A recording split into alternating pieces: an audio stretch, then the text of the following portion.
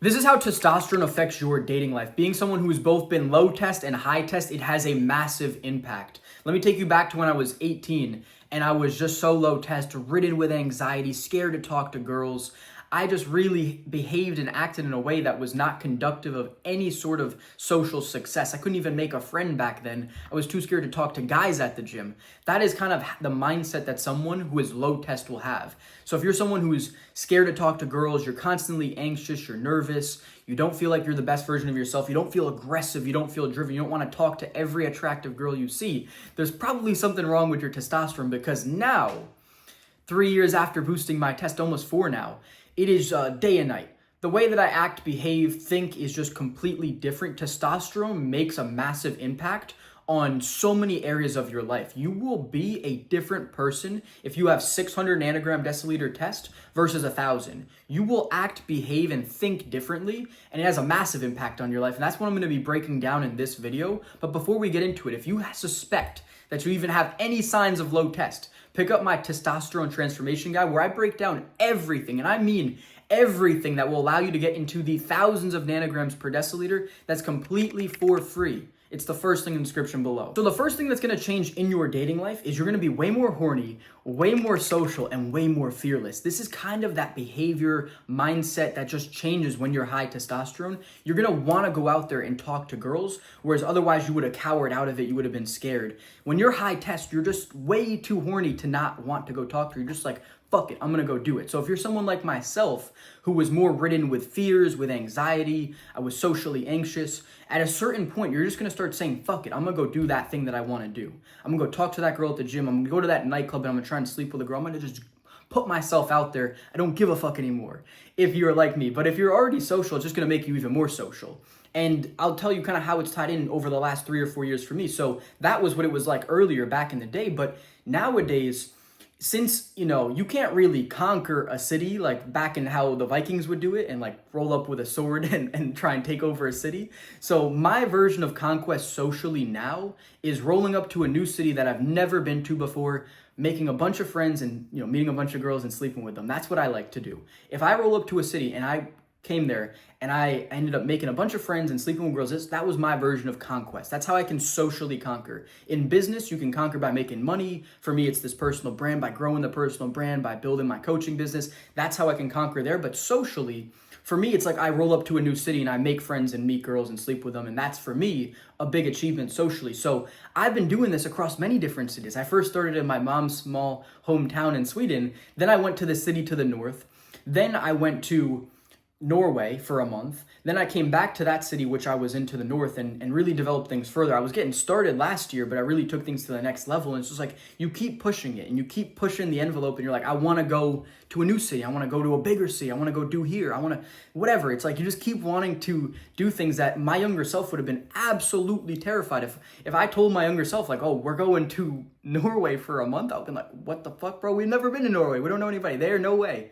I couldn't even go to a 18 plus club alone without panicking and throwing up. That's kind of where my starting point was. And now I'm going to foreign countries all by myself, just meeting new people, talking to girls, taking them home, having so much fun. And that's kind of how I feel it's changed my social life, how I think, and my mindset related to that. Now, the next thing isn't exactly related to dating, but it is going to impact your dating life, which is that when you're high test, you're going to be pushing yourself so much in the gym. The gym is an aggression outlet for you. You have a bunch of pent up aggression when you're high test, and you're gonna wanna be pushing so hard in the gym. You're gonna be pushing for new PRs, pushing for results, pushing to failure if you're doing more hypertrophy. You're just gonna be overall a savage in the gym. People are people are gonna know that there's something up with this guy. They're like, this dude is just jacked up beyond jacked up, and that's that high test kicking in. You should be just like fired up. You should look like a crackhead in the gym, just like, like that's how you are if you're high test. If you see someone like that, they have high test. Or if you act like that yourself, you might have high test. Because that's how I am in the gym. I look like an absolute crackhead. I'll be bouncing up and down, like listening to my music, hitting some hard sets, going like triple drop sets on lateral raises. Like I go crazy in the gym. But that's a great aggression outlet. And of course, it's going to make you more attractive. I don't even think I have to really go into it too much. If you're natural, If you build as much muscle as your natural body can hold, you're gonna be the most attractive version of yourself. If you stayed at like 15% body fat, maybe slightly less, you're gonna be a girl magnet. So that's a huge impact on your dating life, which comes from being high test and training really hard. And now this next one is that you develop this savage look in your eye that you otherwise can't fake. It's this fearless look of, you just stare down a girl that you like and you hold eye contact and you smile and you walk up right up to her and introduce yourself. These are things that you just can't fake. Sure, you could develop it without being high test, but it kind of just comes naturally when you have high test. When you are high test, like I'm mentioning, and you do all these things that start to add up, where you're conquering socially, you're conquering in the gym, you're conquering in business, you start to build so much confidence. And that's kind of that high testosterone winner's mindset. And it all ties into your eye contact. Eye contact is everything.